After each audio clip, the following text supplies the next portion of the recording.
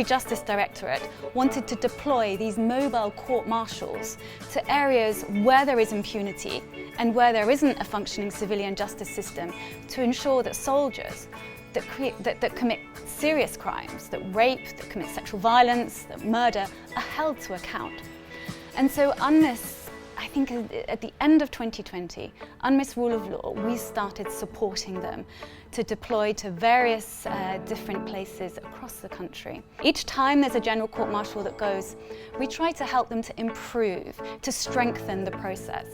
And last year in Yei was the first time we'd supported a general court martial where there were sexual violence cases. And so we really tried to scale up the psychosocial support and make sure all the referral networks are in place.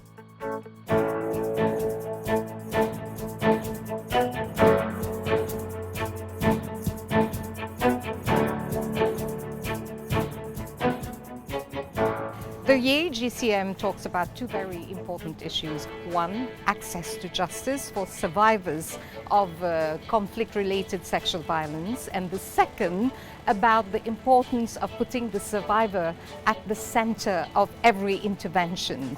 That is the survivor-centered approach.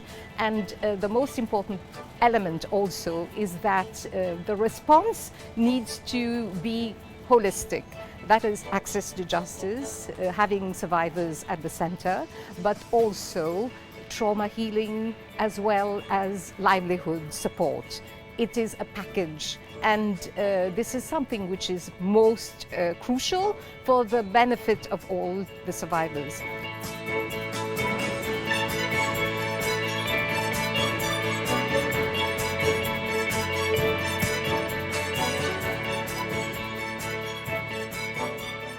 We had various NGOs working tirelessly to raise awareness. We had cars with loudspeakers going through the community before it started, but we also had psychosocial support being provided by CSOs.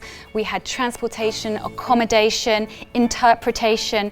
Really that whole strong referral network of support services was in place. And UNMISS, we funded that because it's absolutely critical to have that support for any criminal justice system. And particularly when you have such vulnerable survivors, when you're talking about minors or you're talking about victims of sexual and gender-based crimes.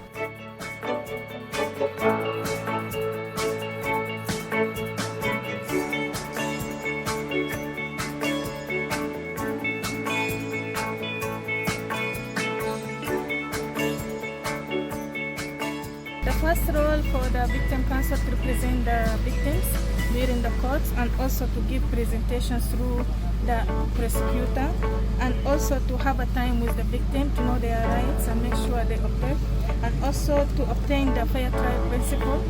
And also we have the victim center approach, which their privacy, dignity to be respected.